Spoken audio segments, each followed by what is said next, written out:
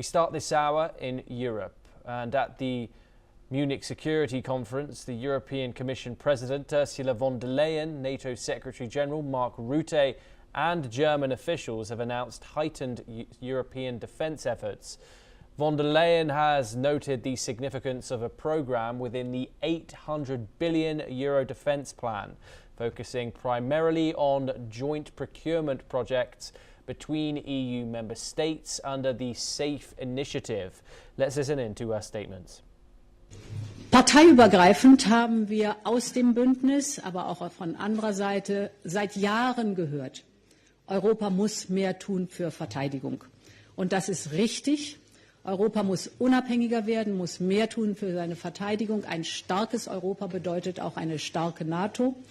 Und das ist der Mindset, den ich in die Europäische Union getragen habe.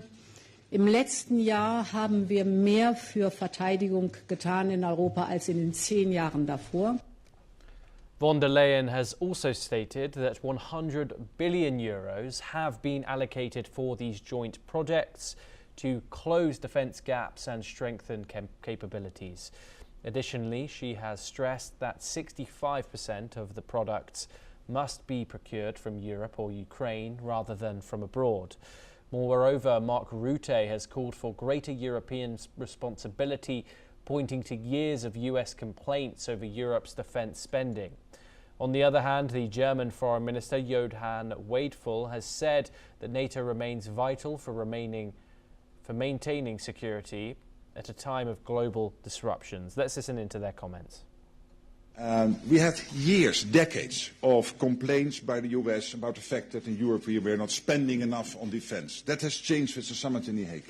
The shift in mindset is that yesterday in the room what we felt, all of us, and there was a clear coming together of vision and of unity, is Europe really stepping up. Europe taking more of a leadership role within NATO.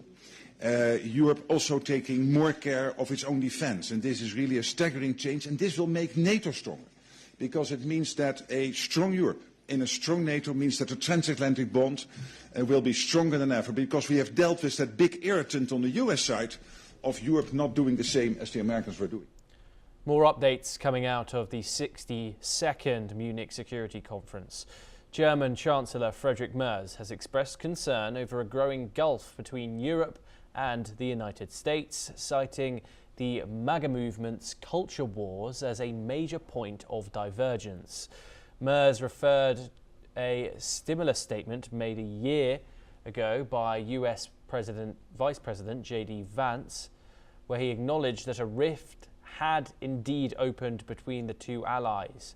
He emphasised that NATO membership provides a competitive advantage to both Europe and the United States, and called for rebuilding and repairing transatlantic trust. Merz also warned of the increasing danger to freedom in today's era of superpower politics. He stated that in this new geopolitical landscape, the security of freedom is no longer guaranteed.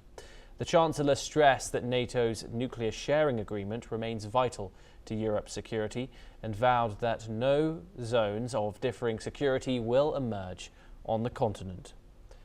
Joining us now is Alison Mutler, the former Associated Press Bureau Chief of Romania. She joins us live from Bucharest. Thank you so much, Alison, for joining us here on the broadcast. First of all, we've got a big conference ahead of us in Munich. It's going to, of course, get started with the German Chancellor Friedrich Merz, who has spoke of this gulf between the United States and Europe. Do you really see those culture wars as being the core difference, the core sticking point when it comes to those divisions? Well, I mean, he said a gulf. We could actually say rifts between the United States and its European allies. I think culture wars are definitely part of it. He mentioned MAGA, for example, and they are allied with Europe's far-right parties. But it's more than that. We're talking about Donald Trump's vision for a world in which there are the great powers. By this we mean the United States, China and Russia.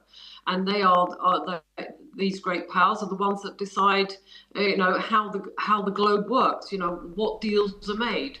And in this regard, Europe is a junior partner, and also United States is a federal state with 50 states, whereas Europe is a large number of countries, some in the EU, some in NATO, some in neither.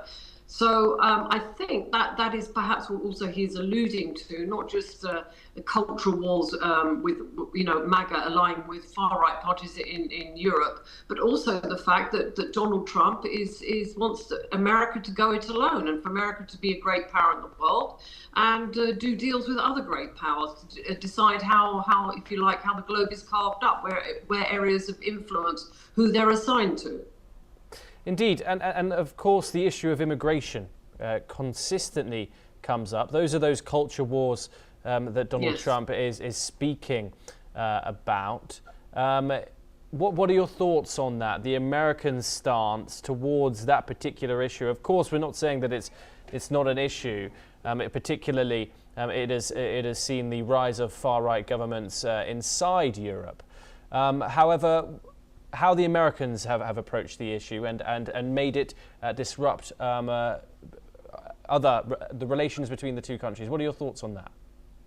Well, yes, I think that's the word. It's been very disruptive. I mean, if you think of what happened in the last few weeks in Minnesota, and we had 2 people killed by ICE officers, and a very heavy-handed approach to so-called criminal aliens, as Donald Trump's administration calls them.